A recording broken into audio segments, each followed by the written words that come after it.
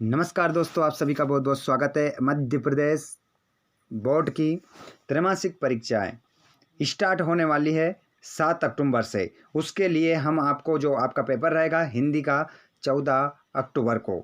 जी हाँ दोस्तों, हिंदी का कक्षा 12वीं का जो पेपर होने वाला है, बिल्कुल पूरा का पूरा पेपर में जो प्रश्न आएंगे, और साथ ही साथ इस वीडियो में मैं आपको ऐसे प्रश्न बताने वाला हूँ, 2 प्रश्न जिसके आंसर आप देकर मुझे बता देना। ऐसे क्वेश्चन जो आपने कई बार पढ़े हैं लेकिन उनके आंसर आपको पता नहीं है। तो आज के इस वीडियो में आपके लिए दमदार क्वेश्चन है जो पेपर में आएंगे और आंसर आपको पता नहीं रहेंगे। तो आ जाइए सभी दोस्त, क्लास 12th वाले लाइव क्लास में जुड़ जाइए और इस वीडियो को अपने सभी दोस्तों तक शेयर कर दीजिएगा। और उनसे भी आपको पूछना है क्या इन 2 प्रश्नों के उत्तर आपको पता है। वो भी इसका आंसर नहीं दे पाएंगे। जो दोस्त दे पाए कमेंट करके मुझे बताइएगा कि इसका आंसर क्या होगा। चलिए तो बिना देर के हम स्टार्ट करते हैं। वो कौन से क्वेश्चन है आप आंसर ज़रूर दीजिएगा। यहाँ से क्वेश्चन आपको बहुत सारे देखने को मिलेंगे और पेपर में भी ज़रूर आएंगे। चलिए बिना देर के स्टार्ट करते हैं। चैनल पर पहली बार आए हो तो सब्सक्राइब कर लीजिएगा ताकि अगली अपडेट आपको समय पर मिल सके। क्वेश्चन देख पा रहे हैं आप। क्वेश्चन नंबर पहला है, 10वां रस माना गया है। ऐसे क्वेश्चन है दोस्तों जो आपको पता तो है लेकिन राइट आंसर लगाने पर आप 10 बार सोचोगे कि इसमें से राइट आंसर क्या होगा। तो स्क्रीन पर पहला क्वेश्चन आ चुका है और जल्दी से जितने भी दोस्त लाइव क्लास में जुड़ रहे हैं, पहले क्वेश्चन का आंसर मुझे जल्दी से बता दीजिए, उसके बाद मैं आपको राइट आंसर इसका बताऊंगा। 10वां रस माना गया है तो इसमें आपका राइट आंसर होगा, वो होगा वात्सल्य रस। आपका करेक्ट हो जाएगा। 2 क्वेश्चन मैं आप लोगों से पूछने वाला हूं, वो अभी समय आएगा, नीचे क्वेश्चन आ रहे हैं, उसके अकॉर्डिंग मैं आपसे पूछूंगा। अभी तो मैं आंसर इसके बता रहा हूं लेकिन 2 क्वेश्चनों के उत्तर मैं नहीं बताऊंगा। सभी दोस्त जितने भी 12th वाले हैं जो त्रैमासिक परीक्षा के लिए तैयार हो चुके हैं एग्जाम देने के लिए, आपका पेपर स्टार्ट होने वाला है 7 अक्टूबर से और 14 अक्टूबर को आपका हिंदी का पेपर रहेगा। अगर हिंदी में अच्छे नंबर लेना है तो मुझे इन 2 प्रश्नों के उत्तर देकर बता दीजिएगा। और अपने जितने भी दोस्त कक्षा 12वीं वाले हैं उनको शेयर करके उनसे भी पूछ लीजिएगा कि इसका राइट आंसर देकर बता सही। कमेंट करिएगा, कमेंट में आपको मैं राइट आंसर बताऊँगा। देखिए 10वां रस माना गया है, वात्सल्य हो गया। उत्तेजना के मूल कारण को कहते हैं, उत्तेजना के मूल कारण को कहते हैं विभाव। क्या कहा जाता है दोस्तों? विभाव कहा जाता है, ना कि अनुभाव, स्थायी भाव, संचारी भाव। राइट आंसर होगा विभाव। अगला क्वेश्चन देखिएगा, किस रस को रसराज कहा जाता है? तो किस रस को रसराज कहा जाता है, इसमें आपका जो करेक्ट आंसर होगा वो होगा श्रृंगार। श्रृंगार रस को रसों का राजा कहा जाता है। अगला क्वेश्चन है, कौन सा रस हमारे मन में उत्साह का संचार करता है? देखिए वो कौन सा रस है जो हमारे मन में उत्साह लाता है। देखिए ना रौद्र आता है, ना हास्य लाता है, ना शांत लाता है। तो इसमें राइट आंसर हो जाएगा वीर। वीर का स्थायी भाव क्या है? उत्साह है। तो करेक्ट आंसर क्या हो जाएगा? वीर आपका हो जाएगा। अगला क्वेश्चन है आपका, कौन सा भाव सुषुप्त अवस्था में विद्यमान रहता है? ऐसा कौन सा भाव है?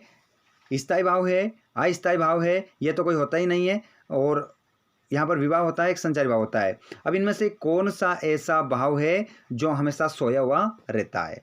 तो अब मुझे आप इसका आंसर कमेंट करके बताएंगे। ये क्वेश्चन नंबर पहला आपका स्क्रीन पर आ चुका है। एक इसकी बात मैं कर रहा था, इसका आंसर मैं आपको कमेंट बॉक्स में ही दूंगा। आपने कहीं बार पढ़ा है स्थायी, अस्थायी, विभाव, संचारी भाव, लेकिन इसका आंसर आप मुझे देकर बताए। जितने भी दोस्त देख रहे हैं ताकि पता चल सके, आपका कमेंट आएगा।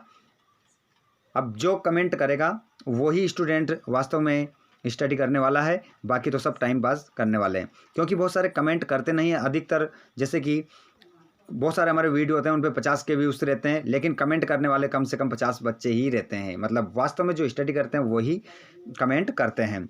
अगला क्वेश्चन है, रघुपति राघव राजा राम पतित पावन सीताराम, उपर्युक्त पंक्ति में किस रस की अनुभूति होती है?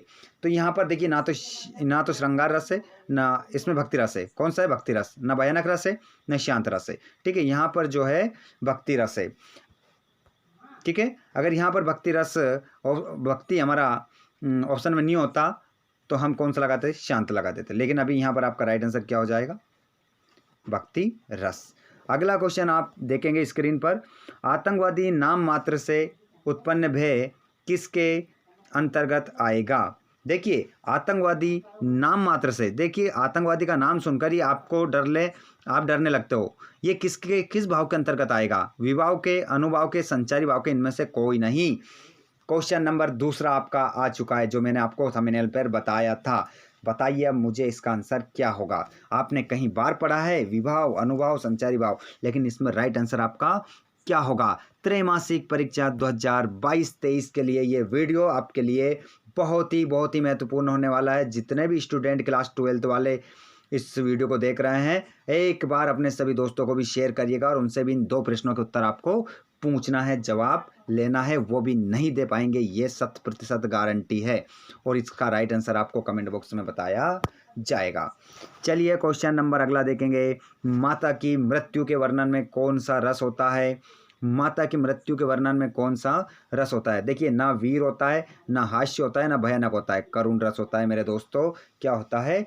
करुण रस। अगला क्वेश्चन हम देखेंगे। एक भी क्वेश्चन यदि बाहर चला जाए तो फिर बताना अगर आपने इस वीडियो को पूरा देख लिया है। जिन दोस्तों ने अभी तक शेयर नहीं करा है, एक बार लाइव क्लास में से आप चले जाइए और शेयर करके अपने ग्रुप में, अपने स्टेटस पर लिंक डालकर आ जाइए। ठीक है, सभी दोस्त कर दीजिए एक बार इतना काम। अगला क्वेश्चन है 8वां। सभी के कमेंट में देख रहा हूँ।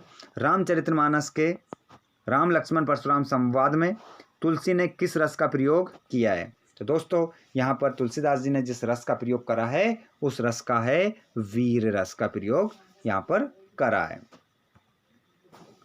अगला देखिएगा। हरिश्चंद्र नाटक के शमशान वर्णन में किस रस की अनुभूति होती है? शांत रस की, भयानक रस की, विवश रस की, करुण रस की? तो यहाँ पर भी कौन सी होती है साथियों? करुण रस की होती है। अगला क्वेश्चन है। महाकाव्य में जीवन का चित्रण होता है। पूरे ग्रामर के क्वेश्चन आपसे बनने वाले हैं, एक भी क्वेश्चन आपका गलत नहीं जाएगा। 12th क्लास हिंदी की जो आपकी त्रैमासिक परीक्षा होने वाली है, पेपर होने वाला है 14 अक्टूबर को, पूरा का पूरा पेपर यहाँ से बनने वाला है साथियों। तो इसमें आपका राइट आंसर हो जाएगा समग्र चित्रण। महाकाव्य में जीवन का समग्र चित्रण होता है। अगला क्वेश्चन। खड़ी बोली का प्रथम महाकाव्य, तो ये इसमें आपका राइट आंसर हो जाएगा प्रिय प्रवास आपका करेक्ट आंसर होगा। अगला देखिएगा। पार्वती मंगल तथा पथिक है, ये है आपका खंड काव्य। ठीक है, खंड काव्य है। अगला देखेंगे। जिसमें जीवन की किसी एक घटना का वर्णन होता है वो क्या कहलाता है? महाकाव्य, खंड काव्य, पाठ्य मुक्तक, गेय मुक्तक। तो जीवन की किसी एक घटना का वर्णन होता है वो खंड काव्य मित्रों कहलाता है, और समग्र जीवन का वर्णन होता है वो महाकाव्य कहलाता है। तो यहाँ पर करेक्ट आंसर खंड काव्य होगा। आगे देखिएगा। ऐसी पद्यबंध रचना जिसमें एक लघु आख्यान कथा वर्णित होती है तथा जिसके छंदों में गेयता होती है कहलाता है। तो मित्रों ये कहलाता है आख्यान गीत। क्या कहा जाता है? इसे आख्यान गीत कहा जाता है। अगला क्वेश्चन है। कबीर, तुलसी एवं रहीम के नीति संबंधी दोहे उदाहरण है? पाठ्य मुक्तक के, गेय मुक्तक के, आख्यान गीत के, इनमें से कोई नहीं। तो दोस्तों कबीर, तुलसी एवं रहीम के नीति संबंधी जो दोहे हैं वो है गेय मुक्तक। ठीक है, सॉरी माफ कीजिएगा, आख्यान गीत है ये। ठीक है, सभी क्या है? आख्यान गीत। और आख्यान गीत अगर ऑप्शन में नहीं रहेगा तो इसको हटाइए आप, तो इसमें लगाइए गेय मुक्तक। ठीक है, इनको क्या करा जाता है? गाया जाता है। मुक्तक का ही भेद है ये गेय मुक्तक, तो इनको गाया जाता है। तो इसमें आपका करेक्ट आंसर जो होगा बिल्कुल बा ऑप्शन ही आपका करेक्ट इसमें होगा, क्योंकि कबीर, तुलसी और रहीम के जो दोहे हैं इनको क्या करा जाता है? तो साथियों गाया जाता है। मुक्तक काव्य का ये भेद है, इसलिए इस पीछे क्या लगा है? मुक्तक लगा है। अगला देखिएगा। वक्रोक्ति काव्यस्य जीवितम परिभाषा। यहाँ पर आपको बताना है कि वक्रोक्ति ही काव्यस्य जीवितम परिभाषा है। ठीक है, तो यहाँ पर देखिए ना तो विश्वनाथ की है ना जगन्नाथ की है। अब इन दोनों में से क्या आएगा आप मुझे कमेंट करके इसका आंसर भी जल्दी से बता दीजिए।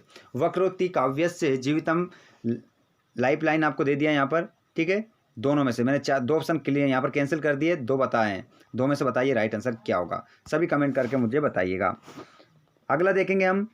3 क्वेश्चन आपके हो चुके हैं, इन 3 क्वेश्चन के आंसर आप लोग मुझे देंगे।